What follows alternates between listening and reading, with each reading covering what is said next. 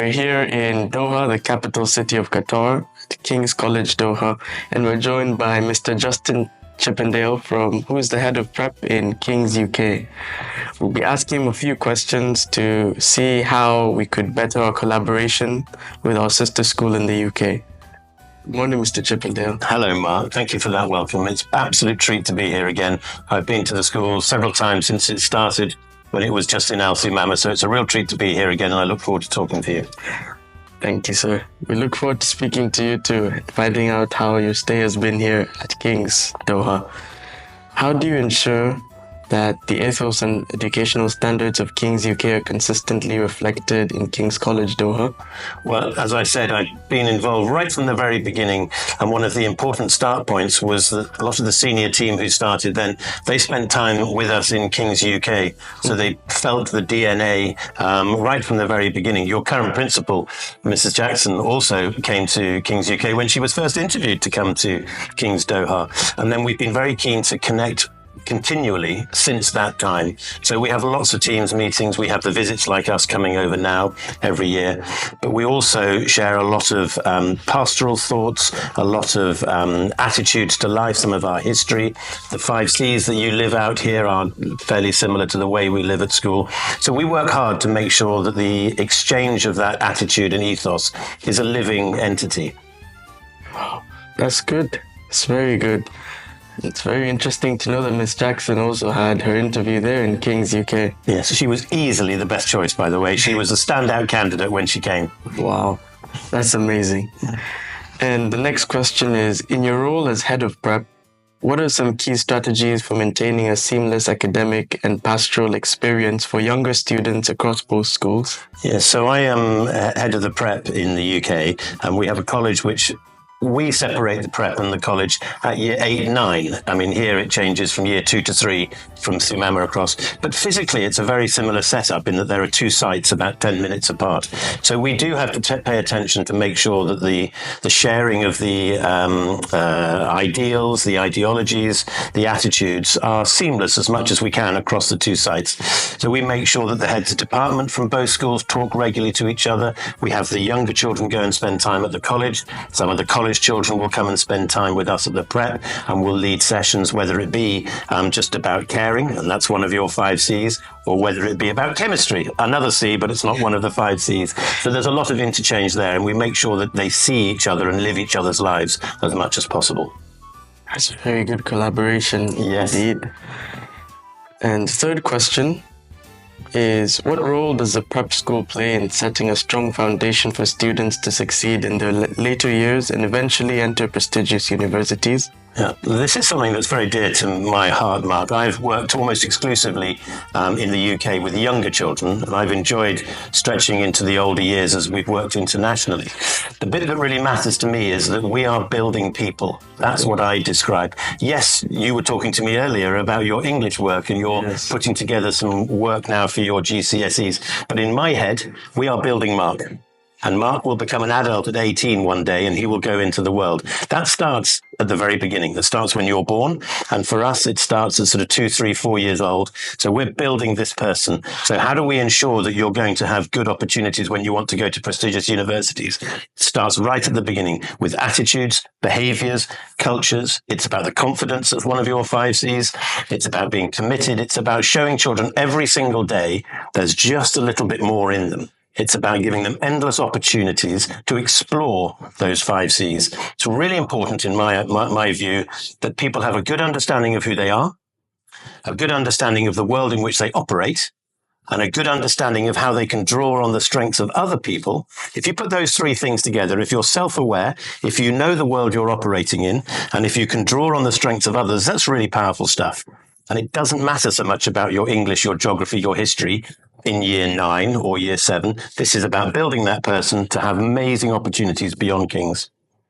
That's profound. Very profound.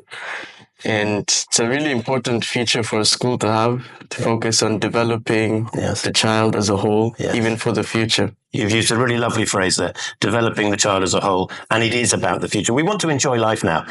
School is not just a means to an end. We don't want to miss now. This has to be fun. We've got to enjoy today. But yes, here at school, we're talking about a future that's going to be incredible for you. It's very special. Mhm. And the next question, Mr. Chippendale, is how has your visit to King's College Doha enriched your understanding of how we can align even more closely with King's UK? Yes, I think every time I come, you know, as I've explained, I've been several times, and it would be easy to think, yeah, I've seen that, I know what's going on, but it's not that. As I said, it's a living entity. It has to be an active exchange, and nothing stands still. You must have heard the phrase, standing still is the same as going backwards. Yes. So coming each time, it enhances. We could do this, we could do that more. The key thing it does is continue to build a relationship, because a strong relationship leads to trust. And trust is the number one thing you need between humans in order to do that collaboration, to work together.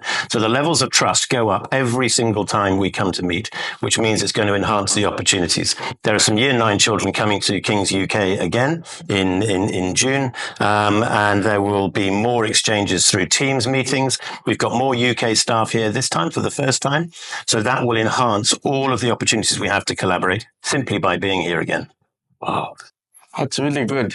It's really good that there's the opportunity for other students to meet across two different countries. Yes. So it's somehow like one global school. That's nicely put. We're a family of schools. There are 3,000 children in a King's school somewhere in the world, and that family is growing. One of my jobs as Director of International Schools is to see where there are other opportunities.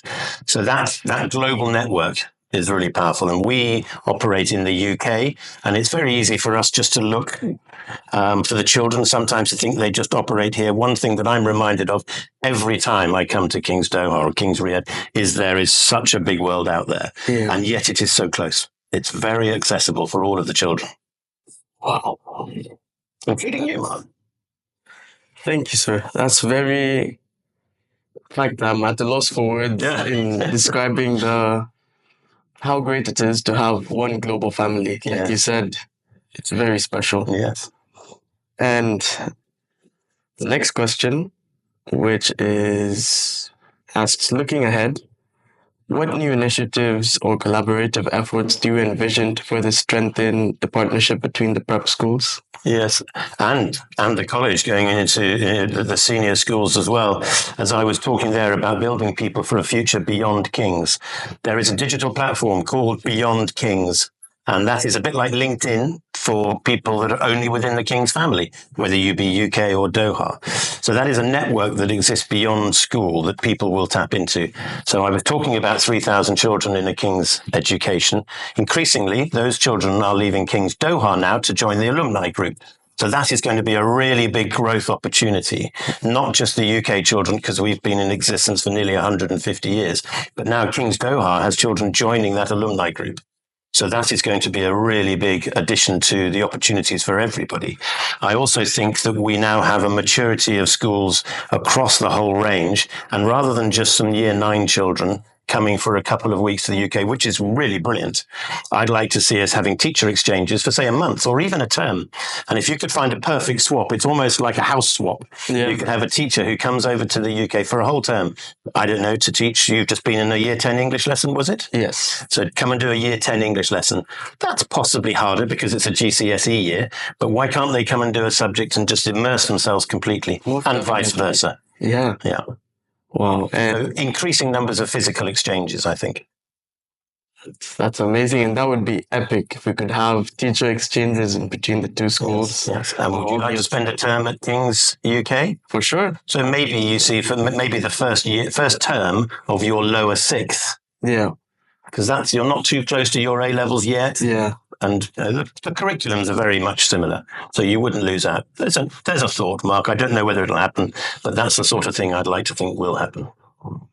And lastly, as director of the International King's College Affairs and exchanges and everything, what do you think was the main inspiration for expanding King's and bringing such an amazing school here to Doha, Qatar? Well, we're part of a foundation that very much looks to providing opportunities to children who wouldn't otherwise have them.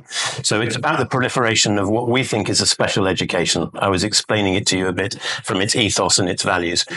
most of our drive is about broadening the King's experience, widening the King's family, and sharing. I very much come from an education background myself as a sort of professional, and I was vocationally drawn to building people. I now find myself as a headmaster and an international director, so some of those sort of commercial sides come in a little bit, but the emphasis is still about providing quality education for children across the world. Wow. And I can definitely agree because I'm a new student at King's. I joined in September. Yes. And so far, I'm loving every bit about it. The students, the teachers, the staff, the curriculum. It's really amazing. Yeah.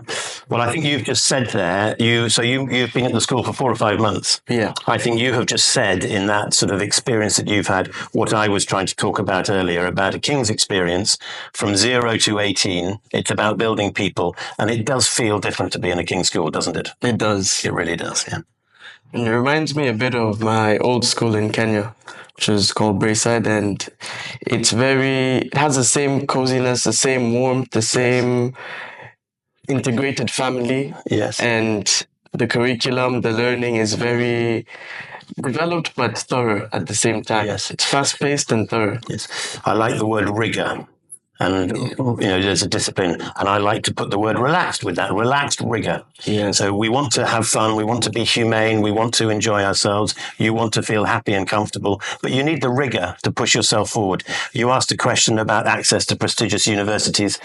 That doesn't happen by chance. Yep. You have to work hard. You have to commit. You have to be confident. You have to be curious. You have to go into all of these lessons and drive yourself. That requires the school to have rigor, discipline, expectations, standards, and yet around all of that, you want the atmosphere that you have described so eloquently as making you feel warm and part of it immediately. It's quite a subtle blend. And what I think we're really proud of is that we've had 150 years of learning that in the UK, and we have I think very well been able to transplant it here. That's because of people like Mrs. Jackson who understand it. It's people like Mr. Driscoll and all the other members of the team who have had a real input from King's UK, but they've done something special here, which is very much Doha.